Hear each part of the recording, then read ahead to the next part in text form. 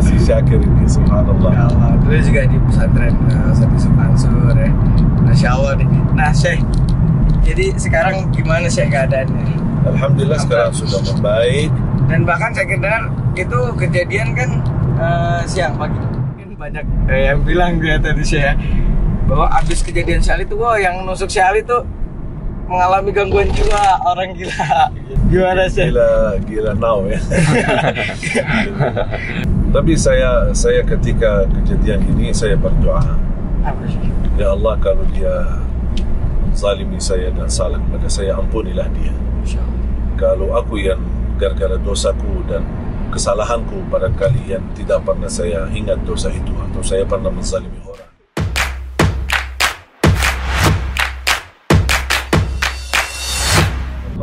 Dulu juga di pesantren Sati Supansur ya.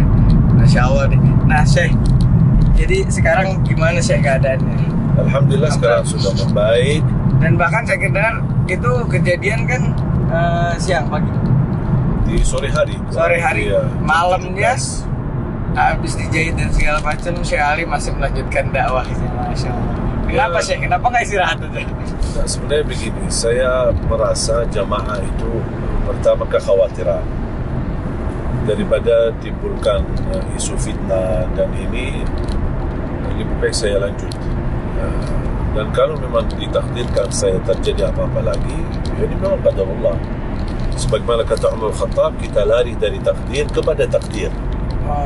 Kita tidak bisa lari kemana-mana. Jadi kita lari dari takdir, melarikan diri kemana? Kepada takdir juga yang ditentukan. Karena tidak mungkin bisa terjadi sesuatu kalau belum ditakdirkan oleh Allah Subhanahu Wa Taala.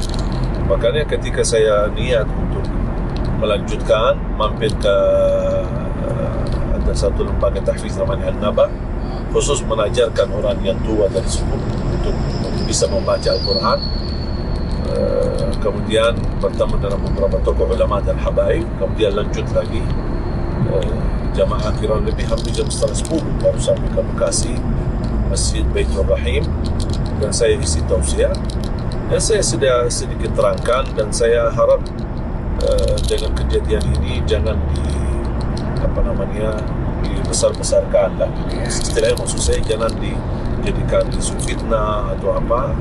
Ini semua menjadi pelajaran bagi kita, dan saya harap mudah-mudahan kita bisa sinergi.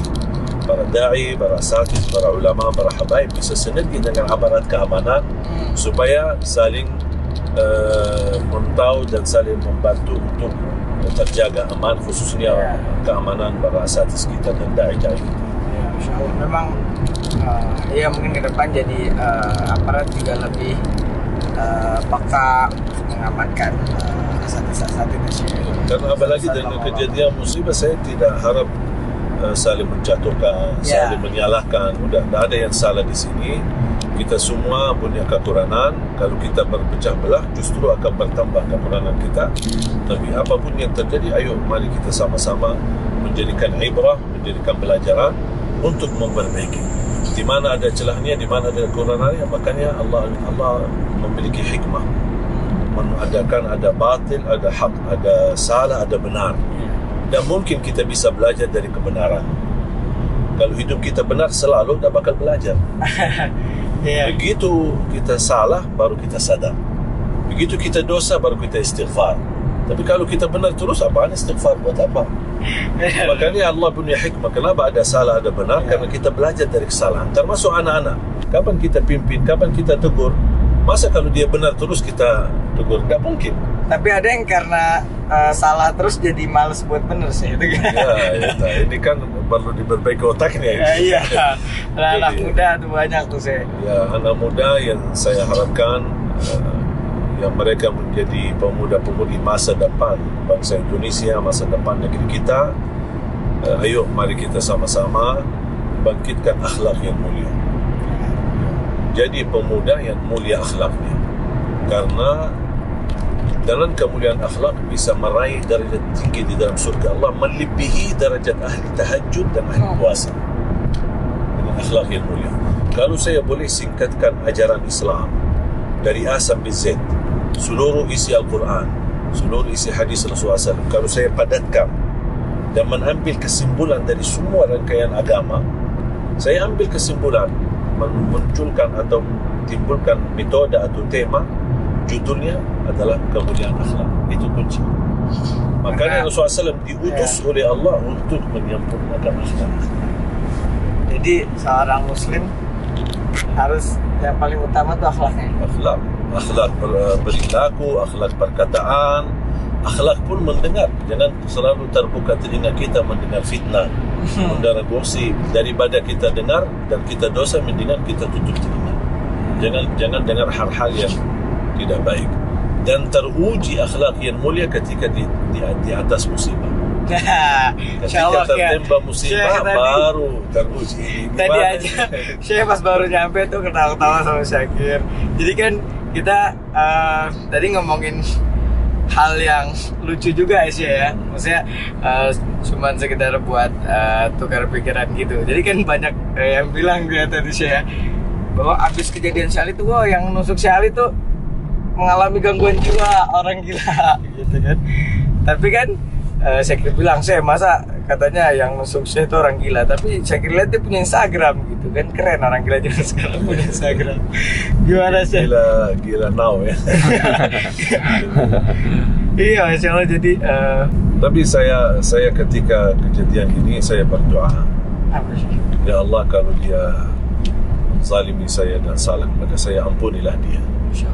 Kalau aku yang gara-gara dosaku dan kesalahanku barangkali yang tidak pernah saya ingat dosa itu, atau saya pernah menzalimi orang, makanya Allah SWT kirimkan menjadi balasan atas kezaliman dan kesalahan saya dan dosa saya, ya Allah, ampunilah aku. Jadi selalu saya bersikap, orang yang salah sama saya doakan, ya Allah, ampunilah dia. Kalau saya yang bersalah sama siapapun, saya, ya Allah, mohon ampunilah. Itu yang kita harus belajar dari para guru dan ulama-ulama yang mendahulu kita.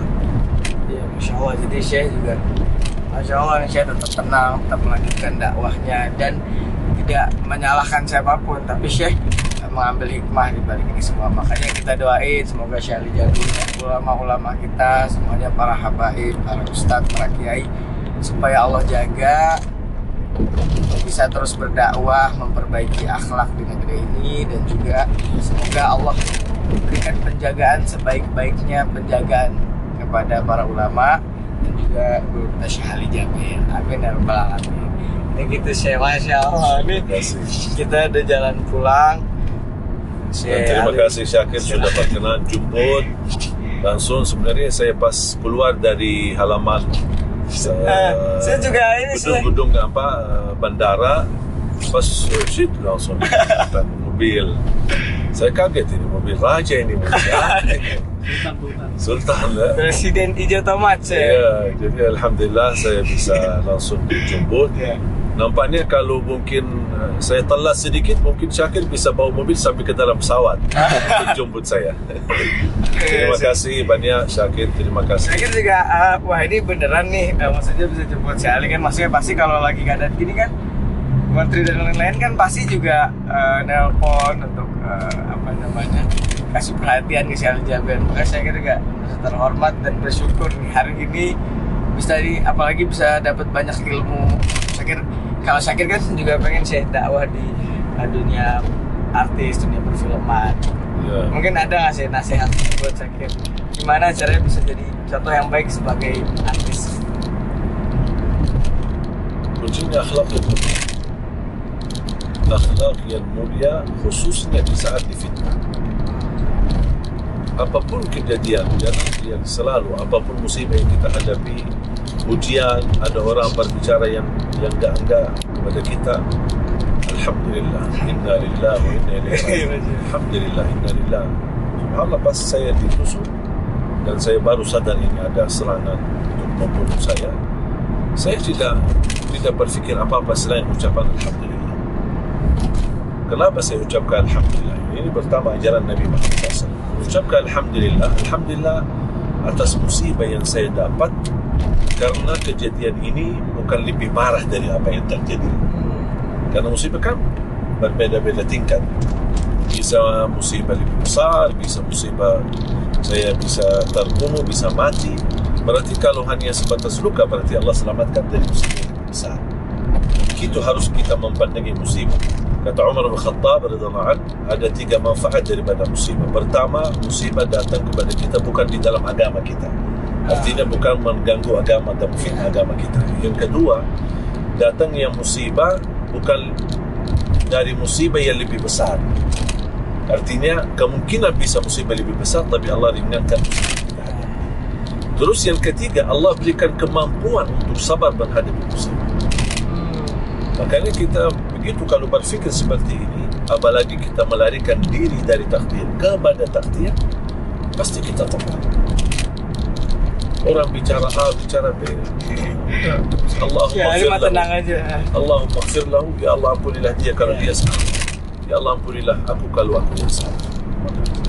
Jadi saya tetap tenang. Bahkan di video itu sih, yang pertama kali saya berdiri, kita benar-benar ini siaran gak terasa aku ditusuk gitu. Iya.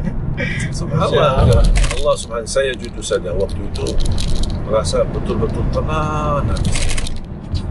Apalagi kita lagi sama-sama baca Quran, baca Quran. Jadi alhamdulillah kita jangan merasa kekhawatiran. Dan mungkin kedatangan ujian dari Allah dan ada hikmahnya, pasti ada manfaatnya. Dan salah satu manfaat yang saya dapat luar biasa perhatian dari umat dan habaib. Sampai saya terima pesan-pesan melalui adik-adik saya, sahabat-sahabat, karena saya kan kemarin hampir 2 tahun tak pegang HP, baru belakangan ini punya HP, jadi nomor saya tidak begitu banyak orang kenal.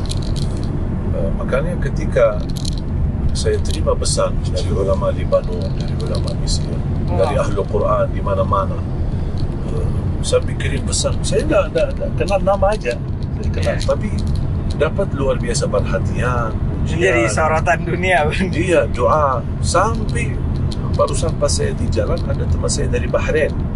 Dia lagi bertemu dengan teman-temannya pejabat-pejabat di bagian polisi, masih membahas itu, membahas kasus masalah ini di Bahrain, di Saudi, di Yaman, ulama Al-Quran di Libanon. Saya terima juga kiriman doa-doa dari mereka. Saya tidak pernah kenal mereka, tidak pernah ketemu. Dan subhanallah ternyata mereka mendapatkan, memperhatikan dakwah kami dan mengikuti kegiatan Al-Quran. Makanya salah satu nikmat yang Allah tunjukkan kepada saya melalui ujian ini adalah betapa tanda kasih sayangnya umat. Para habaib dan ulama di Lampung luar biasa, semuanya datang tanpa kecuali.